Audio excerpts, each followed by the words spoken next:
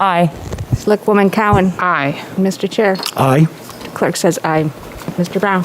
Aye. Motion unanimous. We now into non-public session. Comes up to,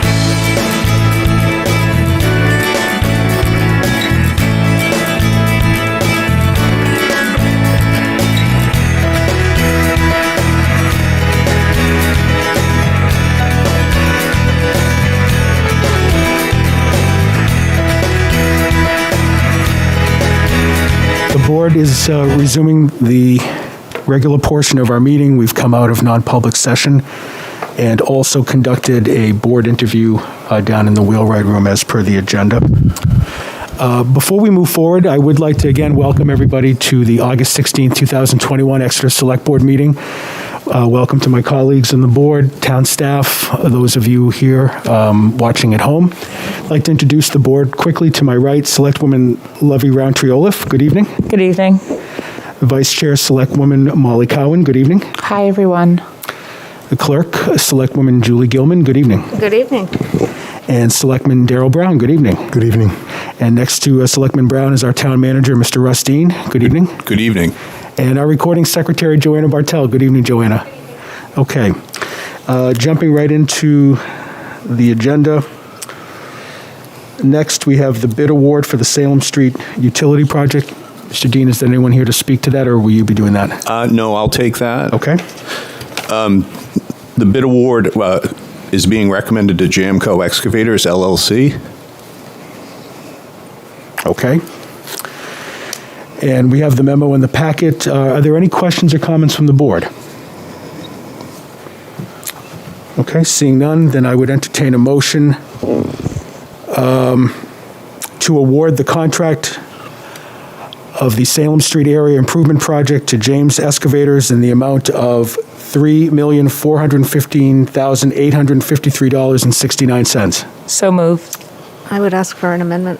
Okay? It's Jamco, not James. James, I'm sorry. I'll amend that to Jamco. So moved with the amendment. Second. Motion and a second. Any further discussion? Seeing none, all those in favor? Aye. Aye. Opposed?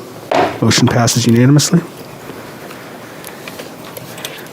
And next, we'll jump into public comment. This is an opportunity for the public to come up with comment. We do ask if your comment is relative to anything on the agenda that you wait for it to come up. I'll pause for a moment. And seeing no public comment, we'll move forward to proclamations and recognitions, of which we have none, although I would like to remind folks that the Exeter Public Library is hosting an open house this Thursday, August 19th, from 1 to 7 p.m., and we hope to see folks out there. Moving along, we have the approval of the Exeter Select Board regular meeting minutes of August 2nd, 2021, and I would ask the board at this time if there are any amendments or revisions. Seeing none, then I would entertain a motion to approve the Exeter Select Board regular meeting minutes of August 2nd, 2021. So moved. Second. Motion and a second. Any discussion? Seeing none, all those in favor? Aye. Aye. Opposed? Motion passes. And I think we have an appointment. Connor Madison. For the Conservation Commission. At this time, I would entertain a motion to appoint Connor Madison a full member of the Conservation Commission with a term to expire April 30th, 2022. So moved. Second. Any further discussion? Yeah, I'd just like to say we put him to work already. Terrific. Well, thank you, Connor. Motion and a second. No further discussion. All those in favor? Aye. Aye. Opposed? Motion's unanimous. Thank you again, Connor. And I regret to announce that Val Castonguay has resigned from the Recreation Advisory Board. I know Val served for several years and did a lot of good work with the Rec Advisory Committee. We're very sad to see her go, but we will accept the resignation with a motion. So moved. A motion to accept the resignation of Val Castonguay. Is there a second? Second. Any discussion? Seeing none, all those in favor? Aye. Aye. Opposed? Motion passes unanimously. Okay, moving into our discussion items. We're very pleased to have Principal Bill Rawson from the Academy back with us. It's nice to see you in person this year, Principal Rawson. I know we did this a couple of times via Zoom, but welcome, and we're looking forward to your update on school reopening. So if you would, please, if you would. And then just for the record, state your name. So I'm Bill Rawson. I'm the principal of Phillips Exeter Academy. Thank you for having me. Thank you. It's my first day back from vacation. Like a lot of first days back has been kind of crazy, so I normally would have a much better outline, but I've written some notes, and I'll give you what I think are the high points, and then perhaps your questions will direct me a little bit if I've left things out that are important. Great. But thank you. It's fun to be here. It's fun to be in person. I'm fully vaccinated, but I often wear a mask indoors because an extra little bit of protection. Why not? We've concluded our summer session. The summer session went smoothly, roughly 400 students. We had a case at the very outset. This is a fully vaccinated student traveling with a sibling who was also fully vaccinated, and one student was positive, tested 3 times, and the other, who'd been traveling for 3 weeks with the sibling, was negative. So it tells you that you can have a breakthrough case. It also tells you that perhaps it's not very easy for one vaccinated person to transmit to another. But after that case on arrival, and what we did there was the family had driven to Boston. They turned around and came back and stayed with the 2 children in a local hotel for a week. And then they were able to join the rest of the summer session and had a very successful summer. No events after that. So the summer went smoothly. Quite optimistic about the fall, but realizing that we're still very much in a pandemic. And it's quite a difference from a year ago. In a way, we have some real advantages. We have testing capability, vaccinations, and I'll talk about it in a moment. But cases are going up. I sent a letter to families on July 14th, and just since then, cases in the state of New Hampshire have increased about 8-fold, so we're certainly aware of that. I will say we finished last spring very positively. We were able to, with the help of local drugstores, have vaccination clinics on campus. We got all the seniors vaccinated and 2 weeks post-vaccination before graduation, so they were actually able to take their masks off the last couple of days, which was a big boost for them. And for the students under 16, they had their second shot the day they went home. So we're really happy about that. So we're able to send, except those who opted not to participate, we're able to send everybody home fully vaccinated, or, well, with 2 shots. And so that was really nice, and the spring went very well for us, so we were very happy about that. The last case that we had last year was in early April. 2 day students who lived in the same household were both positive, and we went through the exercise. Of course, this is on our public dashboard, and we include information about the number of students quarantining and the like, but we had no positive cases after that. I spent a lot of time knocking on wood. I suspect I'll be knocking on wood quite a bit this year as well. We are requiring all of our students to be vaccinated. We will have some students who seek and have a religious or medical exemption. We'll also have a number of students arriving on campus in the fall not yet fully vaccinated, and we'll actually help get them fully vaccinated. So in the very beginning of September, we might have 50 or somewhere in the range of 50 to 70 students who are not fully vaccinated. Once we deal with those who are partially vaccinated, I think we'll have around 20 who are not vaccinated by reason of exemption, medical or religious, and that's out of over 1,050 students. That's a very small number. We also are requiring all employees to be vaccinated. This is not a decision we made lightly. It's a decision I announced about a month ago. But we felt that that's something that we needed to do. It's not an easy thing to do. It's not easy for individual employees, but we have made that announcement. So our campus will be largely vaccinated, maybe 95% plus vaccinated. So that'll help us a lot, and that's very different from a year ago. All of our students will come at the beginning. You remember last year that 11th and 12th graders came initially, and then 9th and 10th came 3.5 weeks later. And that was to give us the opportunity to learn how to be in session at half capacity before going full capacity. Well, this year, we have students come early for preseason athletics or various other leadership positions. So we have ways that different students come at different times, but essentially everybody's going to come when they're supposed to come. They will not do pre-travel testing. They will do day of arrival testing. And last fall, it was just students from what we thought of as high prevalence areas. This year, every student upon arrival, much like last year, before going into the dorm, before doing anything, will be tested individually. Hopefully, they'll almost all be negative, but if someone's positive, go right into isolation before having any close contacts. For the first 2 weeks, we will have some restrictions in place to make sure we start safely. For example, students won't go into town for the first 2 weeks. All students will wear a mask indoors for the first 2 weeks, regardless of vaccination status, as will adults when dealing with students, as will I, for example, if I meet with students. And all members of the community for those 2 weeks will participate in pooled saliva testing twice a week. It will take a couple of weeks to try to make sure we're starting safely without significant incidence of the virus. And then things will change a little bit. And I'll be putting out a communication, I hope this week, in greater detail to parents. So there's some decisions still being made. But after those 2 weeks, I do expect students to be able to go into town. We may tell them to wear a mask when they go into town. I don't think all students will continue to wear masks indoors. Unvaccinated students will.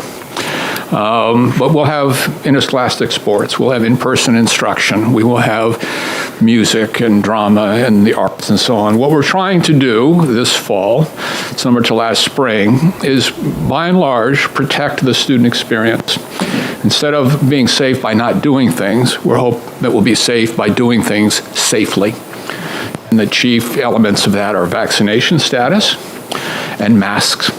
And our feeling is that students really want to do what they're coming to Exeter to do, and if they have to wear a mask in order to do it, they can live with that.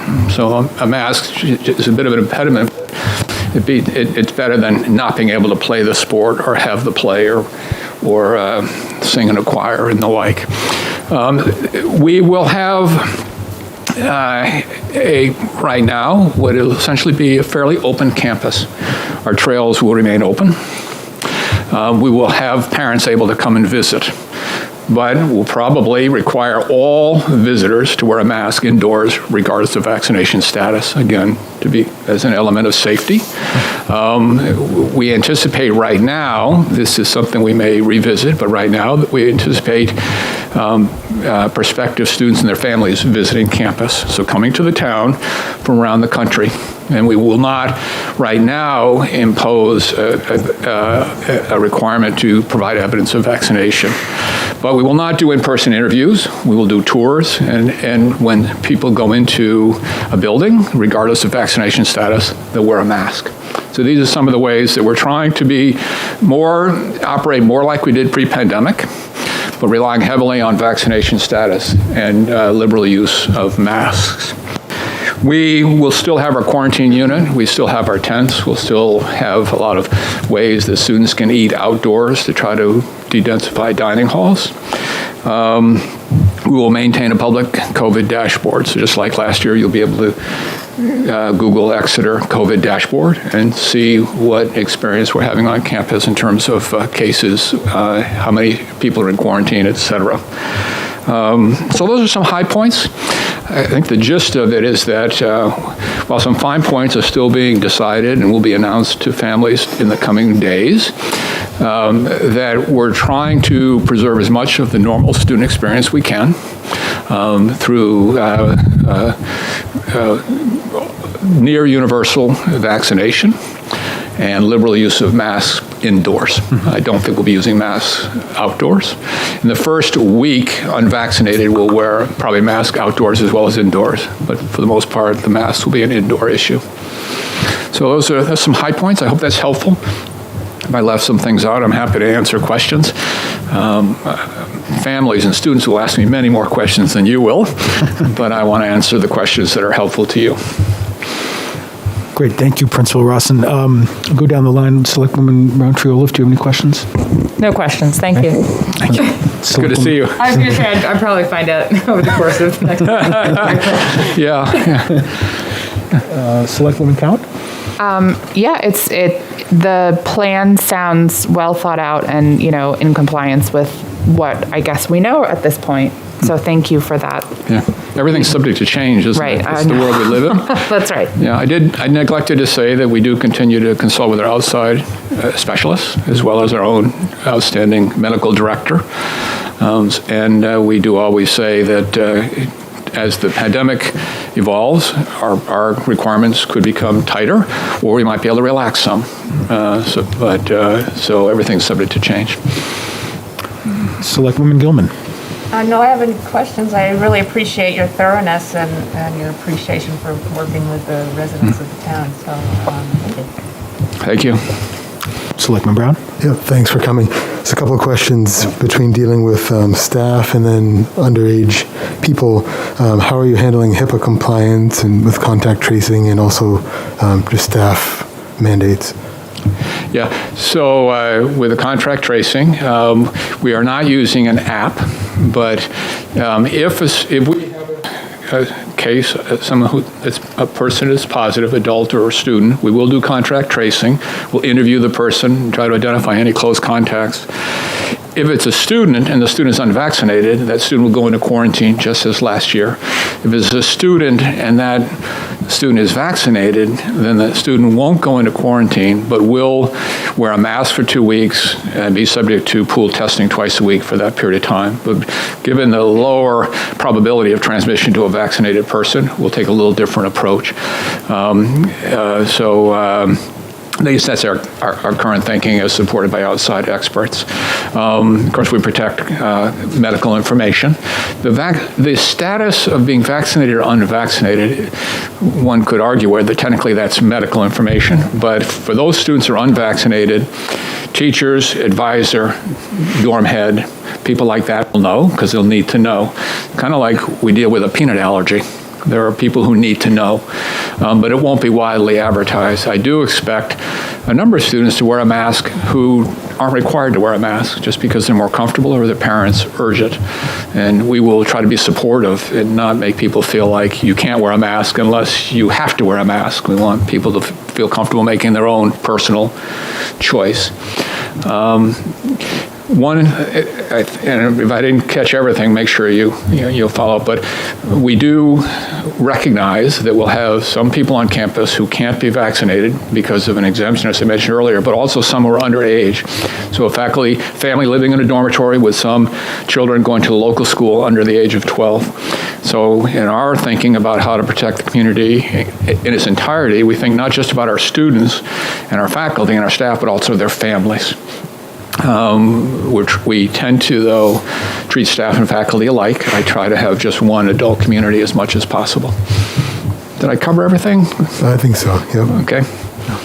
All right. Any other questions? Nope. No? Okay.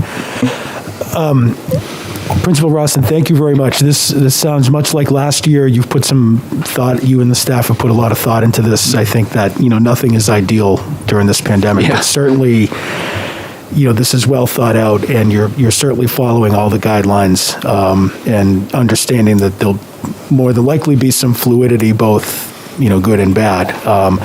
We appreciate you staying in touch with the board. We appreciate you taking the community into your thoughts when you're planning out the entrance and exit of the students. It's very important. The students mean a lot to the community and vice versa, so we appreciate your thoughtfulness in that regard. Certainly, you have an open invitation here. If there's anything that you want to report, or if there's anything we can do as a town to support you, you know how to get in touch with us, and we look forward to continuing the open communication. The only question I have is, and it may even be in a skeletal form, but in the event that there's a giant outbreak, do you have some sort of a skeletal plan as to how you would react to that? In other words, if there was a tremendous outbreak or significant outbreak in the fall. Wow.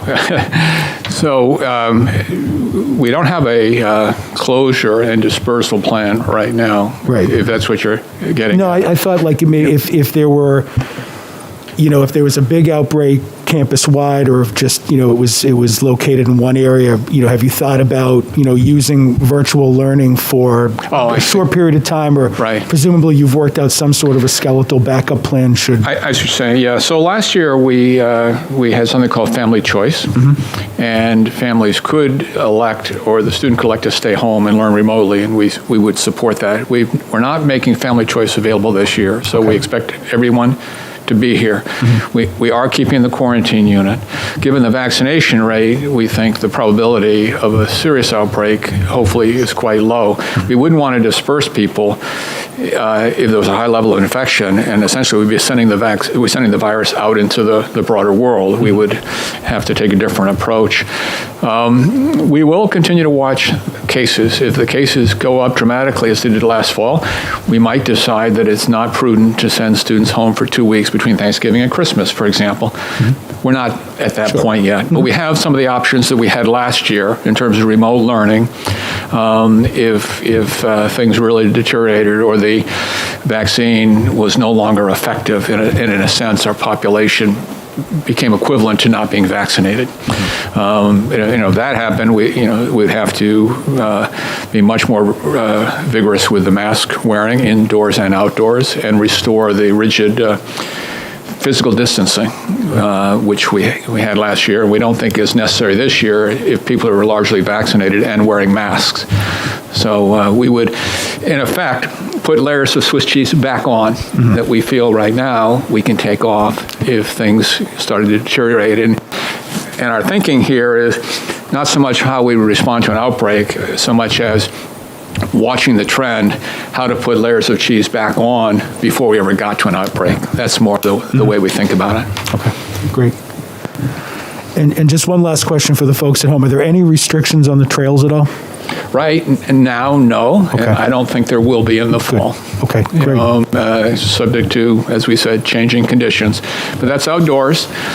And given we don't want to be a threat to the town. We're also mindful of people going out into the town and bringing the virus back.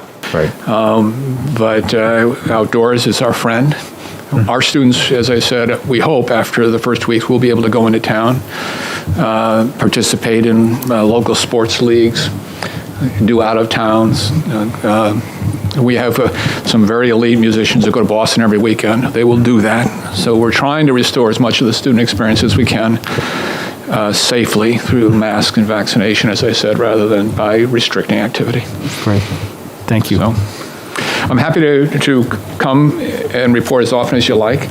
And Mr. Dean, it's very helpful always to be in touch periodically. And I was very grateful for the support now a year and a half ago when the hospital wanted to use our facility, our health center, and we made it available. But just having your good advice has been very helpful to me, and we're a part of the town and want to be good citizens. So I'm very grateful for the dialogue, and I certainly want to take advantage of every opportunity you give me to continue that.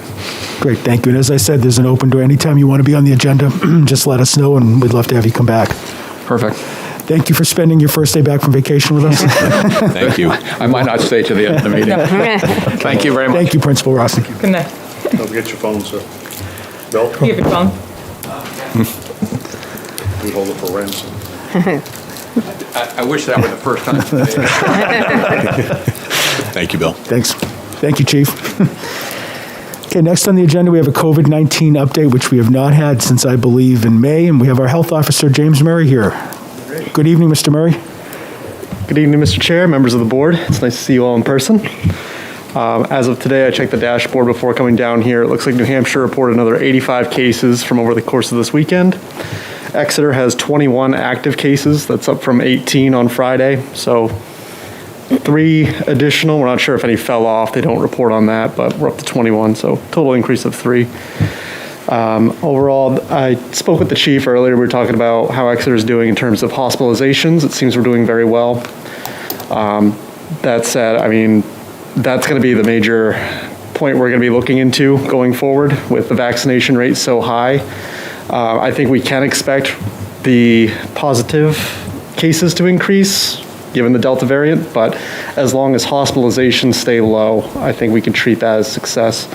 According to the New Hampshire dashboard, we were at 79.7% fully vaccinated, but that's total population, not just eligible. So 79.7% of Exeter's total population has been vaccinated. They don't report on what. Exactly, so that's great news. That's 12,246 out of 15,358 citizens of Exeter. So I've been going off the assumption that the 80% mark was of eligible, but it is we're actually total. looking at total population, so that's really good. Remarkable. So yeah, hopefully, given that, we can see the hospitalization rate stay low. I know as they're saying, the Delta variant can spread between vaccinated people. They're finding more breakthrough cases. And I was reading one report, it hasn't been peer-reviewed yet, but they're talking about the different vaccination, whichever brand you got, and that's efficacy against the Delta variant. They're seeing that so far Moderna might be higher above Pfizer, that kind of thing. That still needs to be looked into more, but hopefully just given the status of Exeter being so high, that we'll stay low on the hospitalization side. So other than that, that's all I really have pending your questions. I'll let the chief go from there.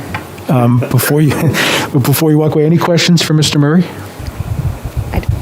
Selectwoman Gilman. I just wanted to clarify, excuse me, one point on the state dashboard, the DHHS dashboard. The count there is residents of New Hampshire, right? It's not people that test positive in New Hampshire who are coming up to enjoy a vacation or something like that. Correct, yes. I had a question. A few months ago, I think the number was 5,000 shots that were administered, which would be like 2,500. So how is the count happening? Is it, do you recall that number, like about 5,000 shots in Exeter, that would be, when we were talking about shots administered, of a 2-part shot, I think. So just curious, like, how are those numbers are coming from the state down, whereas the local drives we knew those numbers for sure. Do you have any? Yeah. I think one thing since May, Eric, Fire Chief EMD, and I asked James to go first because so many times I cover everything he has, and he says, you talk.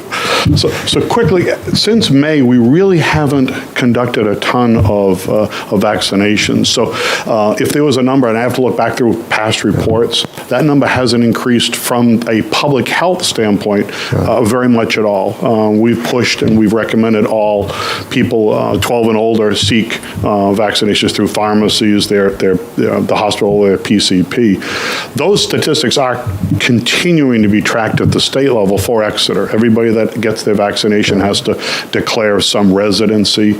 Every positive test has to be, drawn back to a residency, so whether it's Exeter or Stratham or whatever, just kind of bringing it back globally. So we haven't contributed, we meaning Exeter, hasn't contributed any new numbers to the state. It's been what's been being gathered. Since May? Since May or June, when we got out of the vaccination business. I know the fixed site shut down on June 30th. We wound up most of our public health vaccination clinics by the end of May, and we're just kind of helping the National Guard at the fixed site through June. So there wasn't a huge push from probably Memorial Day on at the local level. Got it. And that leads me right to where I was going to go now. Mr. Dean and I had a chat about re-engaging, and I know Assistant Chief Paisan has been in consult with the Public Health Network. How do I put this? The best way to talk about this is the current funding mechanisms for public health vaccinations don't exist. Funds were dedicated to vaccination, to testing, mitigation strategies, billions with a B to New Hampshire, and those funds have pretty much been tied up, have been used or earmarked for projects. So now, as we see, as James and Principal Rossa mentioned, we're seeing the Delta variant show itself in Exeter, show itself in New Hampshire. So decisions have to be made on whether or not it's prudent or necessary for agencies like the fire department, EMS, working with the public health folks, do we have to stand up, or should we be standing up vaccination clinics and pop-ups again? We're working with a high school. They reached out, and I think very early in their school year, we're going to provide a quick little vaccination clinic to those over 12 that did not receive their vaccination in the spring when we offered. Perhaps there are some more. You heard Dr. Principal Rawson say they're going to be doing the same through their networks at Phillips Exeter Academy. We're blessed that our rates 80% are higher, and the school 90% are higher. We're very well. We're doing a great job, but we will be in that mix. I'm just trying to make sure we don't spend taxpayer dollars for state and federal programs. So we're kind of on the edge, just kind of waiting to dip our toe in, but we haven't yet jumped into that. I didn't want to commit resources without understanding where the funds are coming afterwards. So Justin and I are certainly looking at that. As James said, and Principal Rawson to a degree mentioned the same thing. Where we are today is vastly different than where we were 9 months or a year ago, with not only knowledge, education, testing capabilities, and now vaccinations, but where we were seeing 20 or 30 cases a week in Exeter, and they'll boil it down to 4 or 5 a day quite often, several of those requiring treatment, if not hospitalization. Now, we had 18 cases last week. I talked directly with a hospital. They posted their dashboard. They're currently treating 1 patient. And again, speaking of the HIPAA thing, names aren't given, locations. We don't even know what town they're from. The 1 patient at Exeter could be from a surrounding town. Not to cast stones, but they may not be from Exeter. So when we were looking at hospitals with dozens of people being treated, and you heard on a ventilator, we're not seeing that. Even the larger hospitals, Mid-State, Manchester, Nashua, they're treating more patients. They're seeing more ER visits, but they aren't to the degree we saw them 9 months ago. They are not as sick, not as severe. Treatments that are able to be managed at home and quarantined for 10 days because they are positive, but they aren't overwhelming our hospitals. The numbers that James and I saw, hospitalizations in New Hampshire in the mid-50s right now, week over week over week, and 50 people in the hospital. It's bad for those 50, but we're not overwhelming our healthcare. So we're encouraged. We'd love to see 0. We were touting some great numbers coming out of spring and into the summer, but the unfortunate number is, and I think you saw in the report we gave, is just like you flipped the light switch on August 1st. The whole month of June, 9 people in Exeter tested positive. July, not that bad. That July 31st, August 1st date, 8 people that weekend, 6 the very next day they recorded on Tuesday, 4 later in that weekend, we're off to the races. So even in Exeter, where we're well vaccinated, we're seeing people, those breakthroughs that you hear in the Delta variant. So what we really need to be thinking of now is, where do we go? Where do you go as a board? Where do we go as public safety? And anecdotally, I shop at a local supermarket. I go in and I look around, and when I used to see smiling faces throughout the supermarket, I see masks again. So people are already doing much like you are here on the board. You saw Principal Rawson doing it. It's a matter of choice, but we're seeing a lot of people already moving back to that mask. It's just that level of protection, and they could be vaccinated. It's just their, it's their comfort level. I think it's incumbent upon perhaps James and I to get a message out. We should be perhaps pushing that, let's think back of those things that got us through the initial throws. Social distance whenever you can. So when I'm standing in line downtown waiting for my ice cream, let's back off, give some space, let's wear a mask, perhaps that will get us through. There are some in the public health world that believe, hopefully, that we're going to burn this variant out, especially in areas like New Hampshire and more drilled down to Exeter, because we're so well vaccinated, that this won't carry on into the fall. I'd love to believe that, but we're so close to September, October now. I'm just fearful that this variant is going to bleed right into the seasonal, flu and whatever. So I think we're going to see numbers consistent. We can have monthly reports or biweekly reports if you wish, but we just got to stay on top of it and see where we go. You heard Principal Rawson speak about vaccinations for all their people. We can chat about that. I don't know where we want to go as a town or board about our own people, but I think the vast majority of employees that I'm familiar with were vaccinated, or are. So, I think that's really all I want to let you know, that we will remain part of the vaccination process, and James covered most of the stats. But is there anything else that, from a standpoint of where we are today, that we could be of help answering your questions? Or Selectman Brown? Do you have a, no? Selectwoman Gilman? No, perfect. Selectwoman Dwight? Connor? No questions, no. Well, we have my email, so just feel free to reach out through Mr. Dean or whatever. But thank you very much. What about, not so fast? It's always me. What about protective equipment? How are we? Oh, we're well stocked. Oh, we stocked. And Okay. it's funny because we're moving into our drill cycle through Seabrook Station. So I happened to open a closet door that we use and I looked at this, oh my God, we got to get rid of all this stuff. And get rid of it, not mean dispose of it, but I need room. So we've reorged the firehouse again, and we've condensed, and we're well stocked in masks. In fact, we were given tens of thousands of surgical masks, throwaway surgical masks, when the pandemic was kind of winding down. Well, we thought it was winding down. So we've got a huge stock of masks that anybody in town can use. We're distributing amongst agencies. But from a self-preservation standpoint, gowns, gloves, goggles, N95s, we're well stocked for that.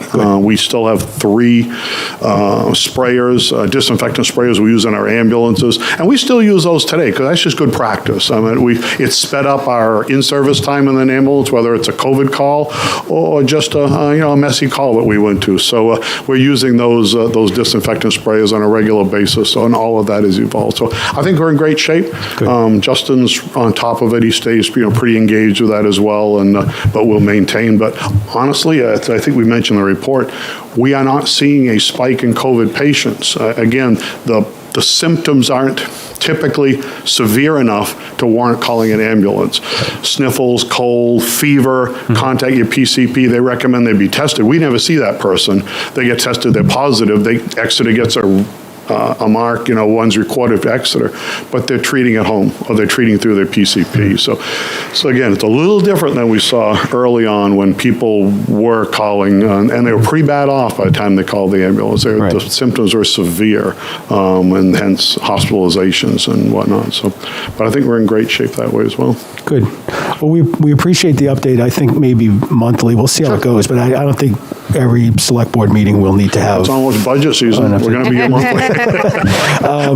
And your words went very far last fall when you wrote a message. So I would leave that up to you and James. But obviously, your words carry far, and that was a well-received message. So that might not be a bad idea. Great, that's a great thought. Thank you. Thank you. Thank you, James. Thank you.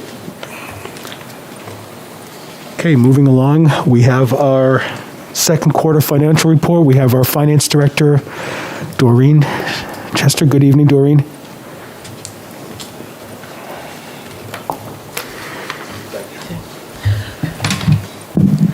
Good evening, Chairman, and the rest of the Select Board, the public. Before I dive into the report, and it's in the packet, it's a very comprehensive report through June 30th, which is the first half of our year. Wanted to report that we did receive the first tranche of the ARPA funds on August 4th for $801,559, which is very nice. The Treasury regulations are still not finalized. I know we have possibly till 12/31/24 to expend the proceeds. I guess I would just encourage that the town waits till the final regs come out, just to be sure. They've switched things up in the past, state level, and I hear a chuckle behind me. Chief Wilking knows that. They say it's one way, then all of a sudden, no, you can't do it. So I'd really encourage just waiting. We've set the money aside in a separate bank account, so it'll be there when we need to use it.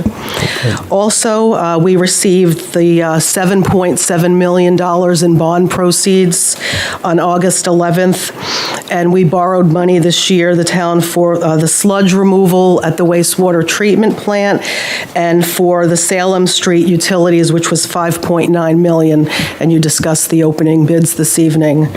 The other important item of news is that we received our draft 2020 financials, And I'm just proud to say that it is, once again, an unqualified or the highest audit opinion you can have on the financial statements that finance prepares in-house. So I'm very proud of those, and hopefully we can finalize those soon. Thank you very much. That's fantastic. Thank you. Thank you. So starting with the general fund, just some of the highlights. Revenue is down in general. It's about $238,000. Some of it's because we received state aid last year, but it was a reimbursement for the first responder stipends. So I've kind of highlighted that. I did note, although it doesn't affect this half year, that there will be no municipal aid or revenue sharing this year of the 147.7. It was suspended just because of the economy. And that was prior to everyone receiving funds, so I don't think they'll change their mind, though. I think the budget is set in stone at the state level. We are receiving, or will be receiving, FEMA funds, more so in the second half for reimbursements for pandemic items. There's some loss, about $76,000 from income from departments. I think I put this in last time. We lost $32.9K in fire revenue because we're no longer doing the monitoring. And speaking with Chief Wilking, he has worked, I should say, hard to offset that in lower costs in his budget. Also, we have a very, very low, I don't even know, 0.000 whatever, 0.1 for interest. So we've lost $41,300 for interest income because the rates are so darn low right now. So hopefully better things occurring the next time I see everyone here for the general fund revenue, specifically since we did get the $801,000, that can definitely assist us in making up some of the losses that we're seeing. On a higher note, penalties and interest fees have increased a little bit. Building permits, $108,000 up from last year. I think everybody that delayed their building is now coming forward. We have two items of note: is the PEA dormitory being built and the Exeter Hospital Cancer Center are two of the items that have boosted revenue in those categories. And then we billed $27.86 million in property taxes in the month of May, and we recorded our estimated $6.6 million for the town. The rest of it goes to schools and county. We will know, hopefully late October, early November, what the new tax rate will be when it's set by the state. Does anybody have questions on the revenue for general fund? Yeah, so I had a question. Thanks. Yes. The interest rate drop, but that wasn't money we were expecting.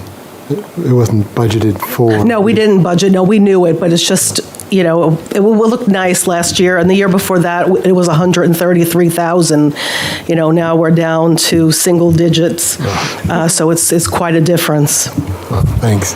Yeah, you're welcome. Mr. Chair, two things I just wanted to point out real quick. One is that the meals and rooms tax, we're expecting to get a larger distribution this year based on the latest state budget. So we can anticipate that will cover the general revenue sharing loss, probably plus or minus about $100,000. Okay. And I was going to report on the health trust surplus a little later on. That's more good news that is coming in terms of revenue. Good. Excellent. Thank you. Great, thank you. Yes, I didn't speak to that yet, and the town manager will discuss later. We don't know exactly what that's going to be. They gave us a rough number, and then finance also has to allocate it.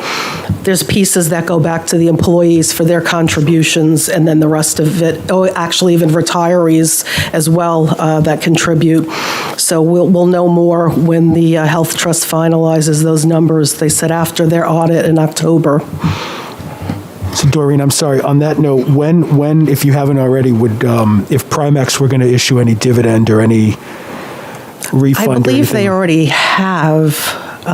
We got the checks for that last week. Terrific. Okay. All right. So we did, and again, that's more good news we didn't expect was the Primex dividend.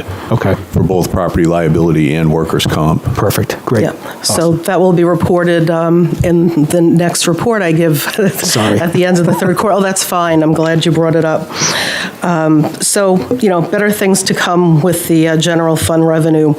As far as expenditures, they're down really on the lower side and under 50%. In general, 8.4 million or 42% of the budget was spent year-to-date through June 30th.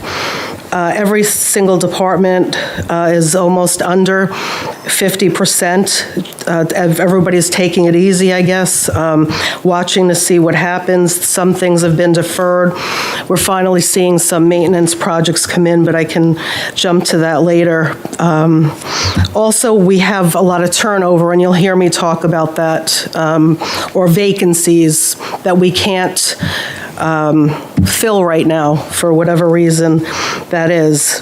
But I wanted to point to the finance group in IT. The budget spent is $78,000 or only 27% spent. And a lot of that has to do with equipment.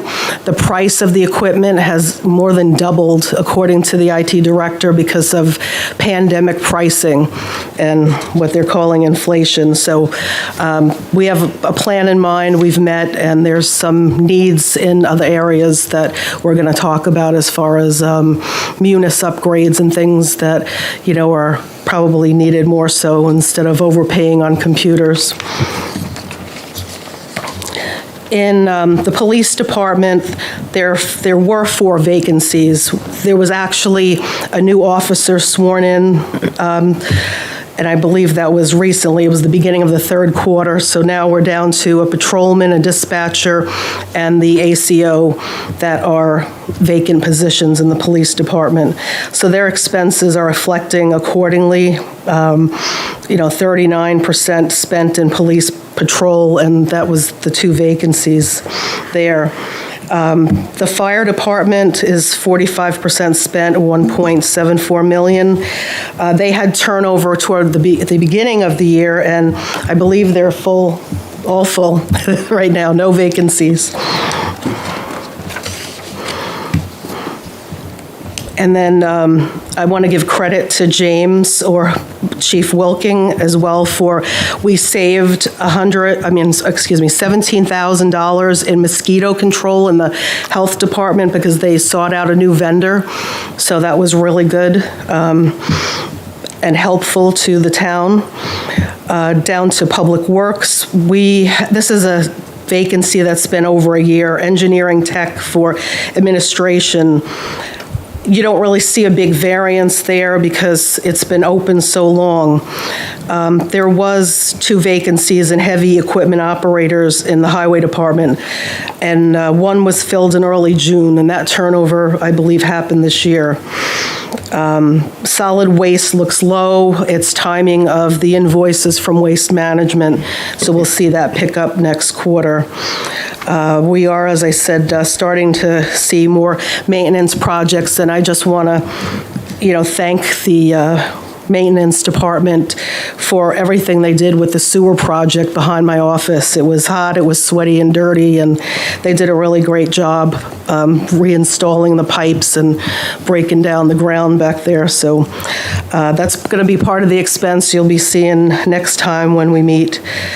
They are missing an HVAC technician and a second mechanic in the DPW, and those 2 positions, again, have been over a year vacant. They post, but they can't seem to find anybody to hire for those roles. Debt service is the same as I reported last quarter because we only made the half interest payments in February. Everything, for the most part, for general fund has been paid as of July when we pay the principal and the second half of the interest income. So reflecting everything I've said, the general fund net income is 1.04 million versus 1.37. And I think most of that difference is in some of the grants that we got last year that we, may not be getting this year until we start bringing the other things in. And I think we'll see a big difference in the third and fourth quarters with the net income. Are there any questions on expenditures? Any questions from the board? Yep, just on the, to use IT as an example, I would just be concerned that, post-pandemic, or what the pandemic has brought up is that a lot of things that were fixed costs have become variable costs, like merchandise or servers, where there's scarcity. So I think this is more a comment for the Budget Recommendations Committee, but I think it's going to be more imperative than ever that we don't assume that we have line items as fixed costs when they're actually variable costs. So a lot of the hardware it'd be a lot smarter to do cloud-based things or services rather than physical hardware now more than ever. So that's it. And then separate note, we took a check instead of a credit with Primex. I forget what was the reason for that. So the reason is so we can, if we took a premium holiday, basically we would be reducing the budget, but the budget's already been set. Yeah. So that's why we take a check, is so we can offset the budget 1-to-1, and we don't see anything roll over like a budget savings year over year. Thanks. I forgot that. Yeah. Thank you. Heading into the water fund budget, revenues are only 1.7 million only, but 43% collected, and the entire budget is 4 million. It's been discussed, and we did have the rates hearing, and new rates for water and sewer will, or have been, I guess, speaking prospectively, have been addressed in July 2021, where the rates have gone up, and I can report in great detail the next month. But beforehand, the fund itself isn't looking too well as far as what we need to bring in for revenue to pay the expenses. Water fund receivables, though, are looking better. The over 90 days amount is $13,000. There were delinquency notices sent out in April and again July 21. And we are setting up, it seems, more payment plans, double the amount, according to the Deputy Tax Collector Water Sewer Clerk, than prior year. So we have $412,000 in receivables right now, but $399,000 is current year receivables. So I feel like they're getting to be in better shape. And on the expenses, we're looking at only 37%, $1.5 million expended. We have 2 vacancies in the water distribution department for heavy equipment, 2 resignations during the first and second quarters that have not yet been filled. 50% of that job is distributed to sewer collection, so we're only seeing 50% of it reflected here. Water debt service is basically the same. It's the half payment of interest in February. We'll see the rest of it in July. And also the reason, just to reiterate, we raised the rates in town, but this fund needs to be self-supporting, and it would not be so if the rates weren't raised to cover all the expenditures.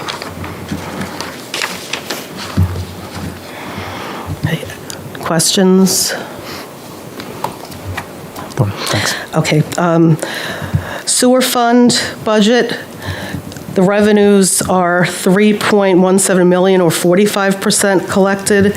The sewer user charges are 76,000 lower than the prior year. Again, another reason that the rates have been addressed. The service charges are basically flat year over year.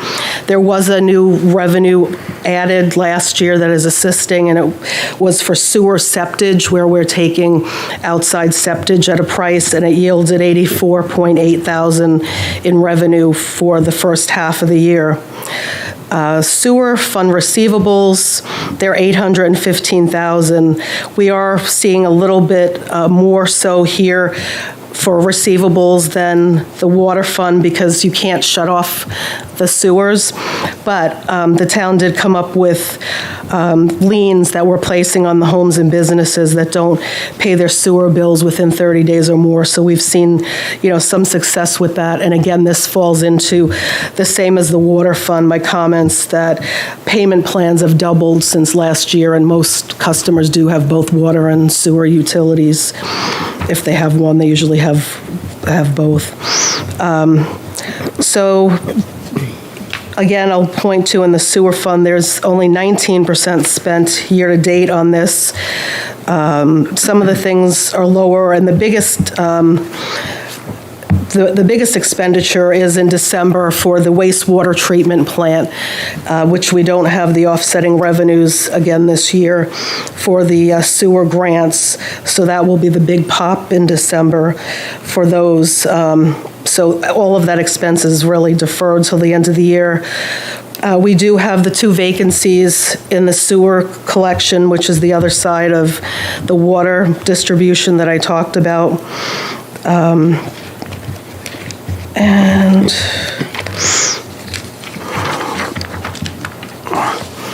yeah, the debt service, it's 4.1 million, so I just wanted to talk about that. That's the payment that will be coming in the month of December.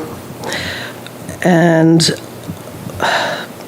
there was an appropriation for sewer reserves for $65,000 to buy out the lease of the town's solar array used for sewer fund operations.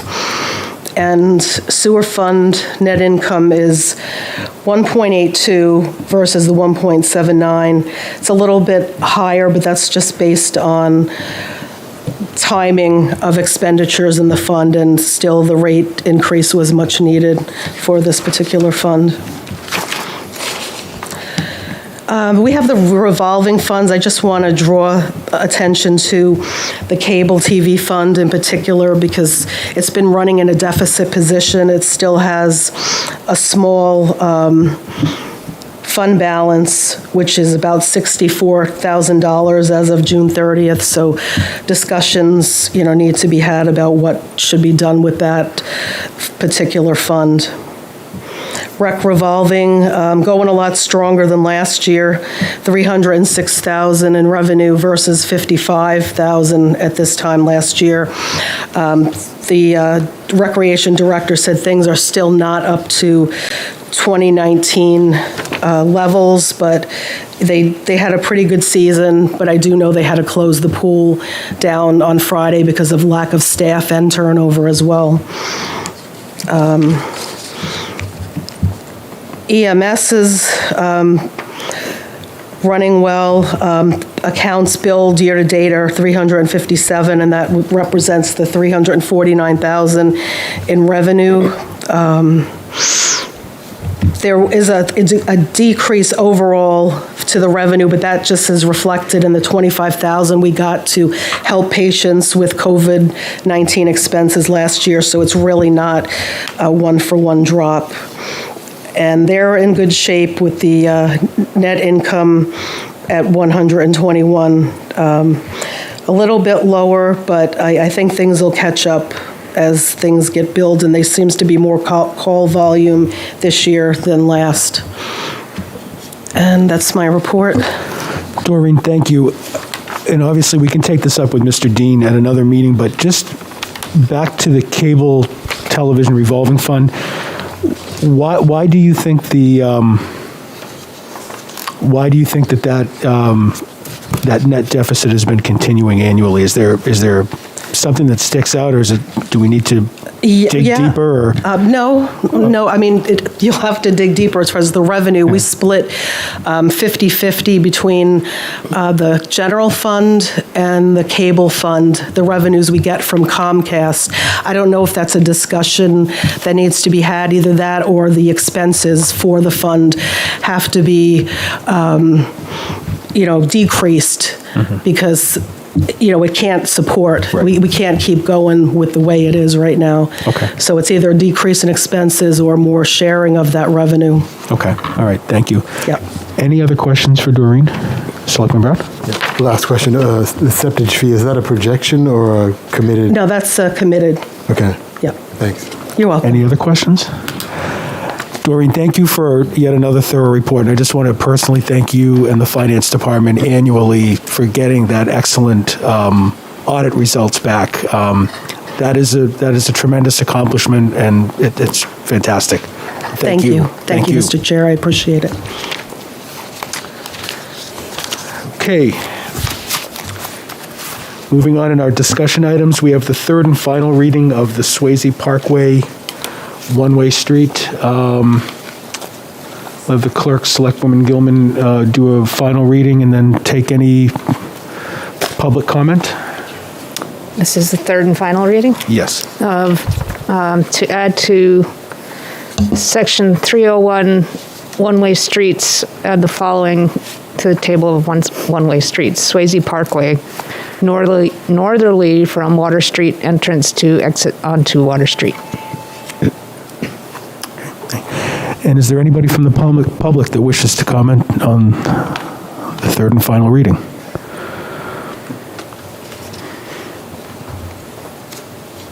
Good evening, sir. Good evening, Dwayne Staples, 33 Ashbrook Road. I just wanted to make this meeting tonight to talk in favor. I hope that the Select Board does vote to make that one way. I know there's been a lot of discussion on this, but my feeling is that for the time being anyways, this is the right thing to do down there. Great. Thank you, Mr. Staples. Any other members of the public? Seeing none, we'll bring it back to the board. Currently, the parkway remains closed to vehicular traffic through September 6th, which was the motion that was made. And so if we were to move this evening, it would be effective September 7th. Any comments or discussion from the board? Yes, I'd make the point that based on the numbers we've seen about the Delta variant and rise, that we'll be in a situation shortly where we need to provide outdoor movement and as well just the basic thing of switching something that has been, and I understand our authority, but the movement in that space has been lots of young people crossing the street back and forth, and any change without a much longer phase time is dangerous. So. I agree.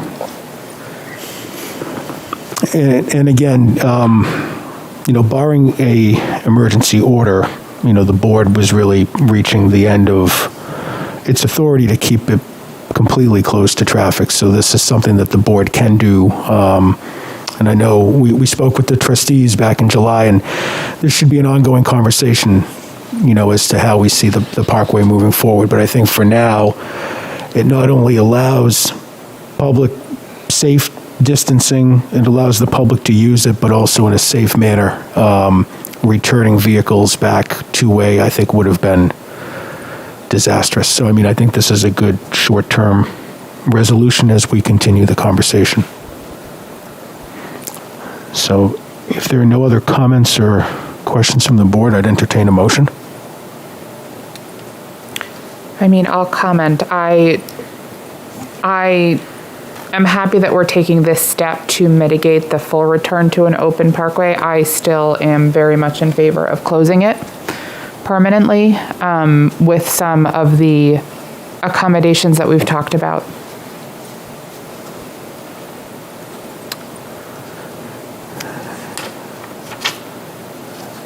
Mr. Chair, I would move to finalize the amendment to Chapter 3, Section 301, one-way streets to include Swayze Parkway northerly from Water Street onto Water Street. Mr. Chair, Effective September 7th. Yes, Mr. Dean? can we use the language adopt? Oh, sorry. Adopt the ordinance change? I amend my motion and also add effective September 7th, 2020. 2021. Second.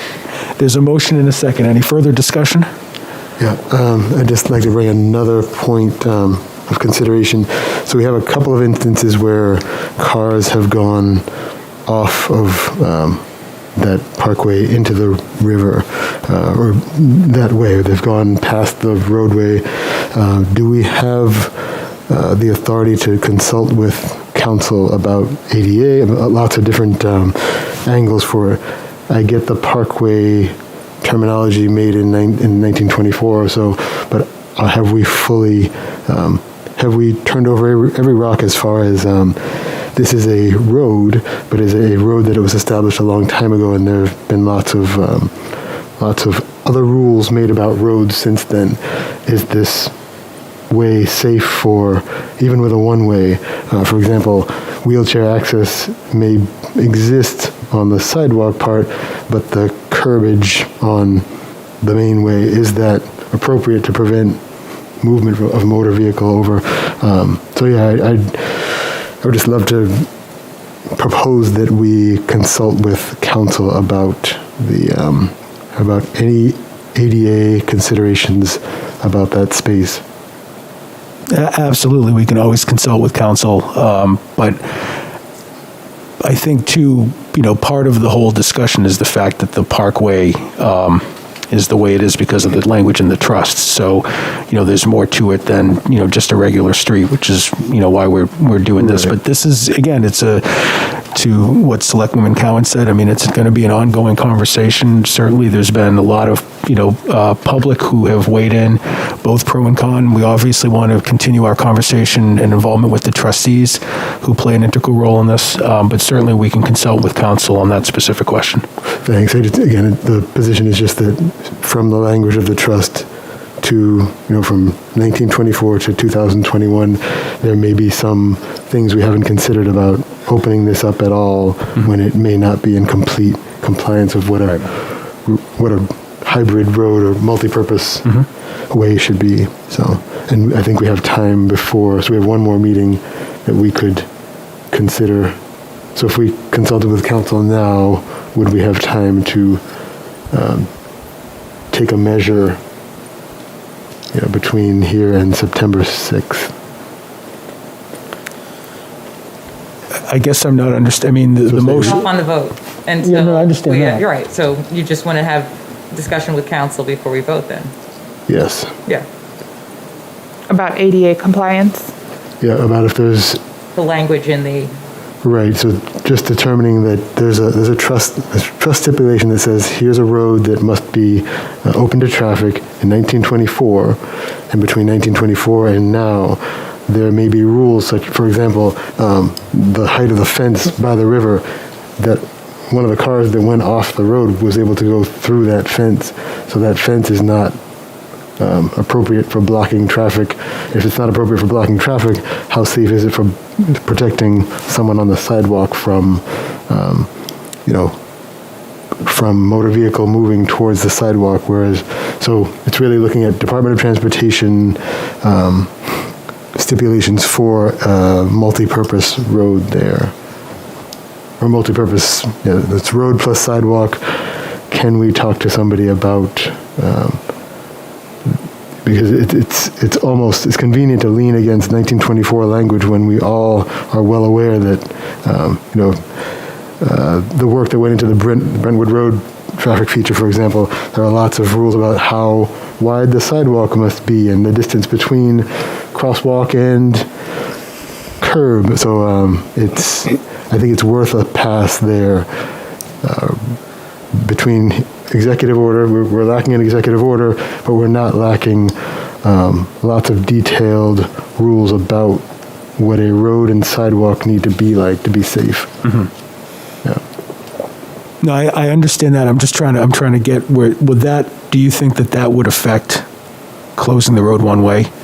I'd like to explore that. I don't know. I'd like to see if, have we considered all the Department of Transportation rules about a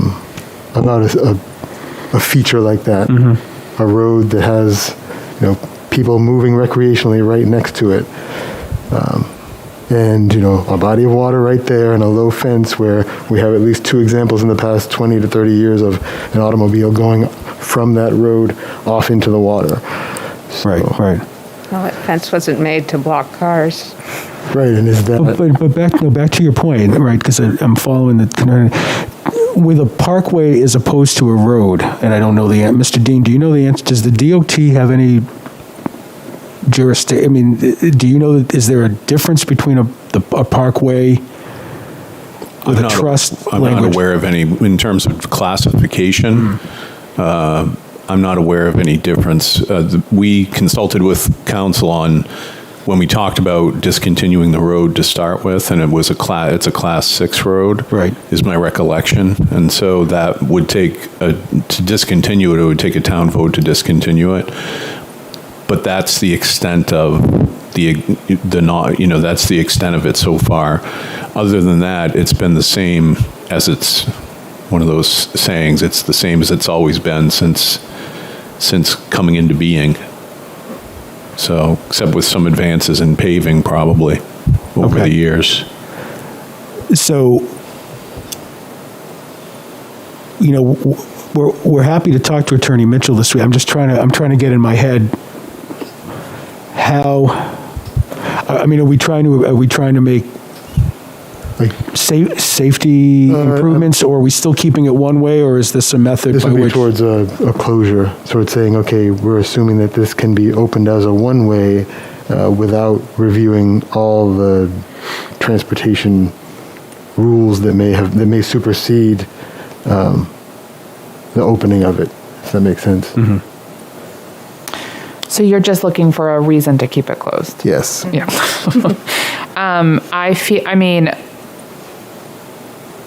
I would be supportive of however we can do this safely. That is not opening us up to a lawsuit.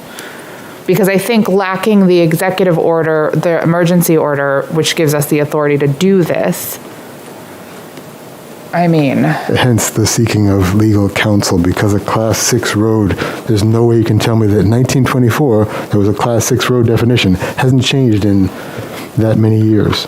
So I'm not interested in circumventing the law, but I am interested in No, and that's a reasonable request. We have another meeting next Monday prior to the 6th, so if it's the will of the board to hold off voting, we've had the third public reading. If we want to hold off voting a week, and see if there's because I think, we can reach out to Attorney Mitchell and then report back to the board and take a vote then. Yeah, I'd appreciate that. What I would, if you could send me an email tomorrow with exactly what you want Attorney Mitchell to opine on, and then that way we can report back. Okay. All right. Will do. Mr. Staples?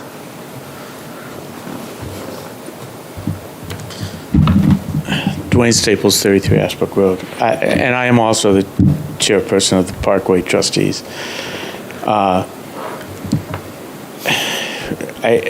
think if you're going to go way back to when the Parkway was built, there was no sidewalk. The town added the sidewalk at some point. I cannot tell you when, but it had to have been added according to whatever rules or regulations there are to add that sidewalk. I think that the two accidents that were in the Parkway were, I know for a fact that one of them was in the winter. It was after a storm, ice in the Parkway. I can also tell you that I was sent a picture about 2 weeks ago of a car speeding down to the Parkway when the barrier was open. So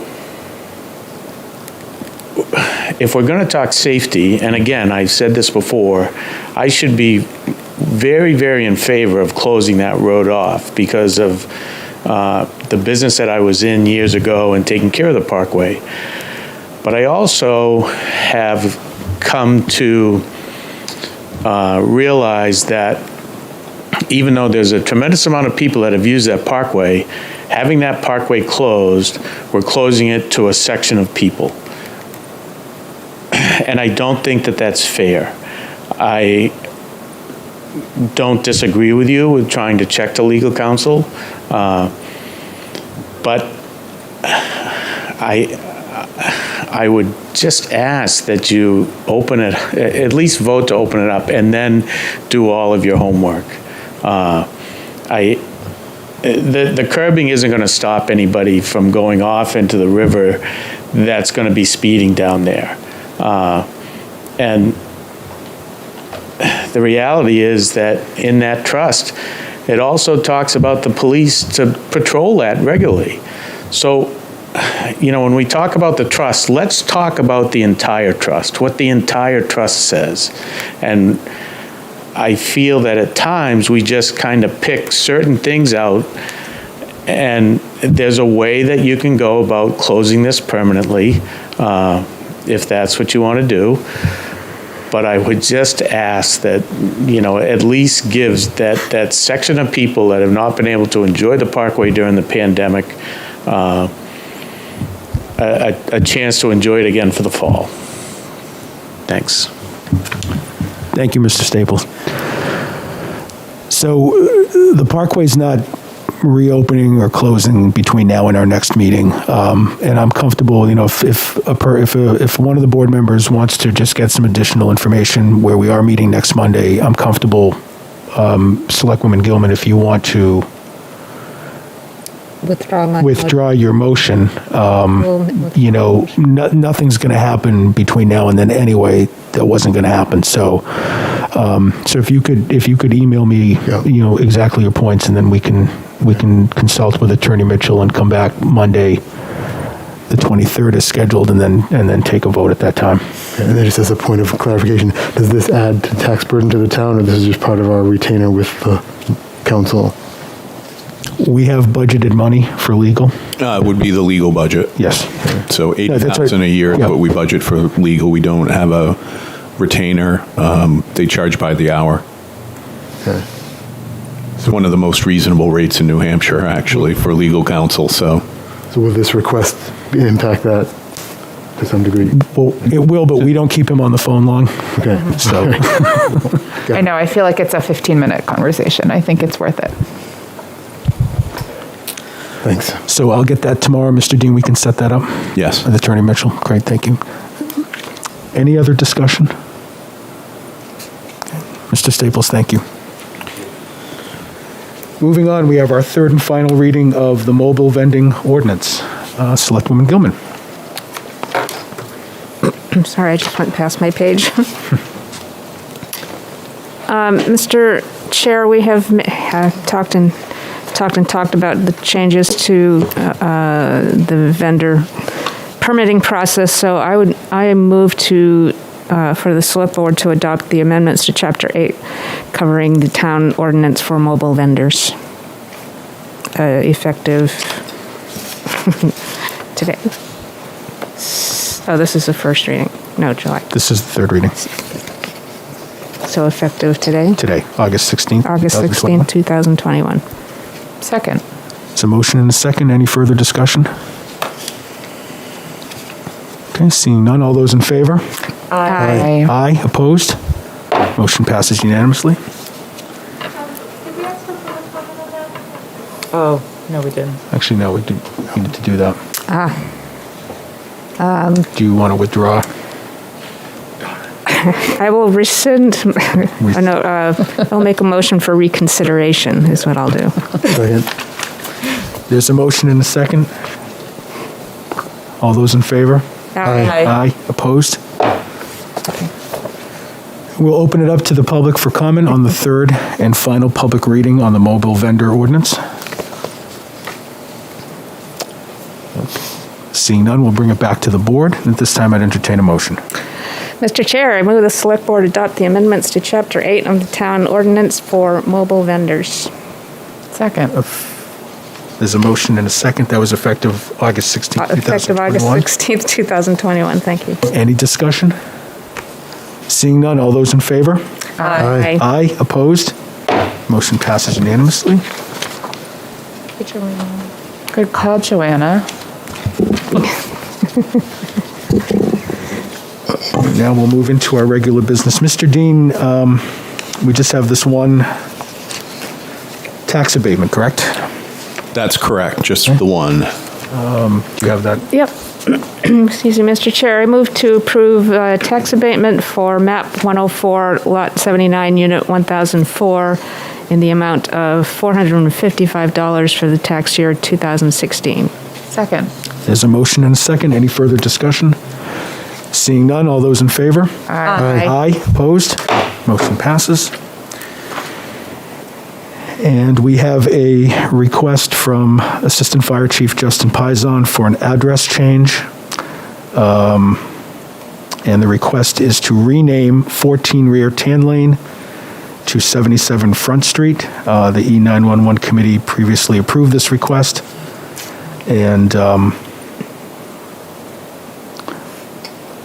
the building is accessed from Front Street with no access from Tan Lane. Are there any questions or discussions? And seeing none, I would seek a motion to approve the address change from 14 Rear Tan Lane to 77 Front Street. So moved. Second. It's a motion, a second, any discussion? Seeing none, all those in favor? Aye. Aye, opposed? Motion passes unanimously. Mr. Dean, Town Manager's report, please. Sure, just a couple of things tonight. Nicholas Patterson is our new police officer. I attended the swearing in on August 9th. It went very well. And I attended the CIP meeting of the planning board last Thursday. Great, thank you. I attended the swearing in as well. There was a great turnout, not only from Nicholas's family, but town staff and the police department. So that was nice to witness that. Select Board Committee reports. Selectwoman Cowan, we can start with you since Mr. Dean referenced the CIP meeting. Sure. We had the CIP meeting this past Thursday where all of the heads of departments came and presented their long-term plans for capital improvement projects. It was a very informative meeting. There were a lot of requests, mostly I would say from the fire department, and also from DPW. There were a few from Parks and Rec that I thought were really interesting, and I would encourage everybody to take a peek at the packet that was presented. It was, what day was it? Thursday, yes. The 10th, maybe, was that the date? Anyway, it's all there. You should take a look at it. There's an exciting project on West Side Drive that I've been talking about for years at this point. So yeah, it was a interesting presentation, a lot of good requests from our various department heads, and take a peek at the packet. Thank you. Any other committees? I had no other committees. Did you stick around just for her to say that? If I could, when Doreen did a report, Eric Wilkie, Fire Chief, she just brought a couple things to mind. You asked her report a month or two ago about the decommissioning of the fire alarm, and we talked about the reduction in revenue. I just want to let you know that of the 162 accounts that we entered this process with, 96 have come off the system, 55 are currently in works, and in fact, I think all of the town buildings came off and were accepted today with a new vendor. Great. And we have 11 customers that we just don't know the status of. We've been playing phone tag and reach out. They may be off. We don't know, and we're working diligently to work that through. Great. Second point, they finished the installation today of the radio system. We encumbered those funds from a warrant article from 2019, I believe, into that. So that invoice will be forthwith soon. We're doing the radio check tomorrow and probably Wednesday to make sure it works fine with that. So great. Cool. Thank Terrific. you so Thank much. you. Selectwoman Roundtree Olaf. Hi, so last Tuesday, we had the Arts and Culture Committee meeting, further discussion about a website that would host information pertaining to local artist events, etc. An animated discussion is how I would describe it, and it's a conversation that's still continuing. I think the biggest concern is budgeting and maintenance, and who would pay for it and who would maintain it long term so that it's a properly active interactive website. And on Friday, we had the Housing Advisory Committee further discussion on workforce housing, similar towns who also have similar issues that we do in terms of workforce housing. Conversation was mentioned about requesting builders to segment a portion of construction for affordable, workforce housing. Part of the conversation was, how do you maintain that long term? What stipulations are in place? What legal barriers can you hold, and how long can you hold them to builders who are doing that? And one of the questions I posed was, how do you encourage owners to maintain the same level of maintenance and upkeep when you're not able to increase the revenue as you would for comparable apartments that are, at standard costs? So interesting conversations that hopefully at some point we'll have more concrete answers on. And then the Swayze Parkway meeting on Wednesday, so that's all. Perfect. Thank you. So I had a question. Isn't the workforce housing, no question. Yes, go ahead. Hadn't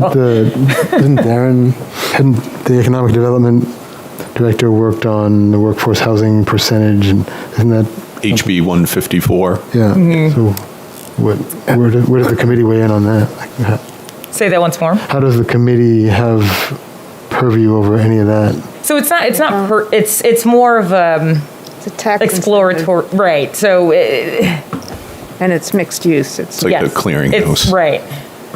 Okay. It's not just. It's not just right. Exactly, the residential housing is what I understand. Okay. Good. Thank you. Yes, that's it. Selectwoman Gilman. It's like no question. All I had was the Conservation Commission, and we had the conditional use permit for, hold on, where it was. For the dredge and fill review for the sewer siphon project crossing the river, and had no problem with that. And then a wetlands minimum impact expedited dredge and fill application, which we had already talked about before and recommended that it be approved. And I did have one comment or question for Selectwoman Rantriolif about the housing thing. It's curious how, now that the census is out, how is that going to play into our equation? That's question to bring. And then the other is that my committee is going to concentrate on housing legislation this year. So if you can, talk about that with your committee, that would be great. There was one more thing, but there it is. That's it. Thank you. Thank you. Selectman Brown. So I have nothing new to report. The Communications Committee is presenting next week to the board, and then Facilities Advisory is meeting this Thursday. I'm hoping to make it. I have to talk to Chris Weeks about that. That's it. Okay, great. Thank you. And I did not have any committee. Selectman Brown, Yes. I have a question about the fact that you don't have anything else to update. Absolutely. It's called Martha's Vineyard. I love it. I love it. I wish I were there. Okay, so moving on to correspondence, we have a letter from the New Hampshire DOT outlining highway block grant aid that the town of Exeter is available to the town of Exeter in 2022. A letter to the United States EPA from Public Works Director Jennifer Perry, indicating that the town of Exeter is voluntarily submitting to the Great Bay Total Nitrogen General Permit that we discussed earlier this year. We have a letter of thanks from St. Vincent de Paul for donation. And Mr. Dean, can you briefly update us on, if you have one, on that Drinkwater Road? Remember, several town department heads were going to look into this. I know Dave has, but Right, and so far, the feedback that I have is in the packet on this, and I intend on getting to the property owner this week. Okay. To have initial contact with him, but I wanted us to take a look at it first, because as you can see, the memo or the email from Kristen Murphy is quite comprehensive, and there's a pretty long history associated with this. So thinking of time, should we circle back maybe to September 13th to get an update on that? Would that give staff enough time?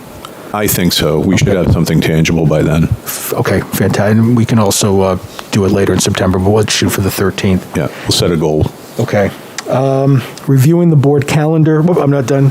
We have a letter from Senator Jean Shaheen basically indicating that she has no conflict of interest with any of the projects that she is championing on behalf of the towns in New Hampshire.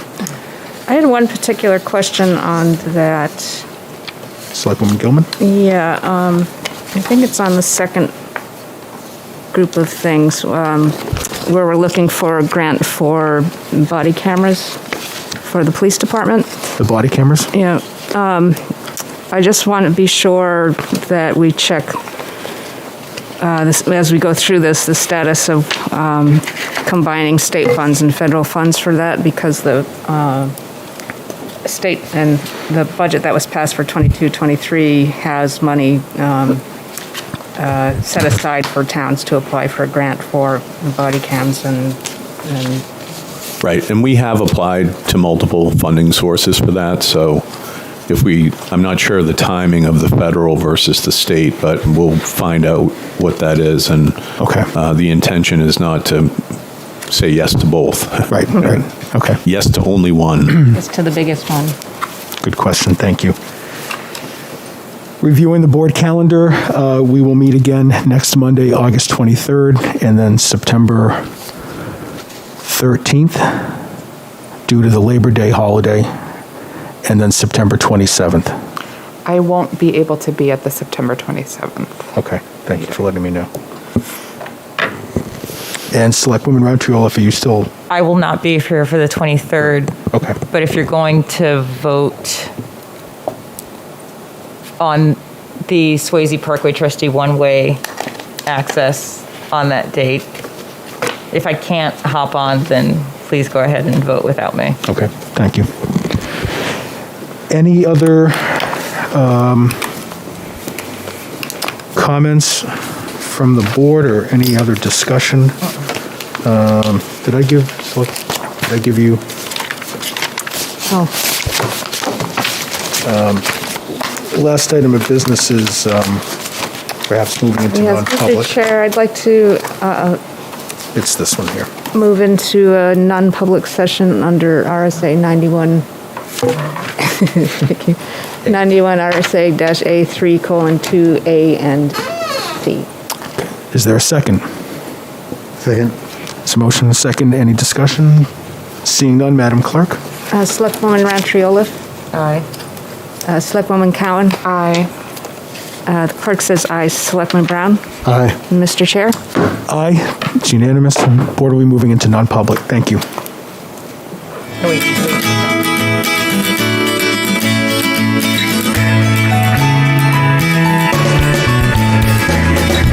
Thank you for tuning in to Exeter TV. Exeter TV is the town's public and government access channels, available on Comcast channels 98 and 22. Channel 98 is your channel. If you have an idea for a program, want to host your own talk show, or submit a film, we're here to get your content on television. On Channel 22, we bring you live and replay coverage of government meetings and other town updates. A third channel, Blue Hawk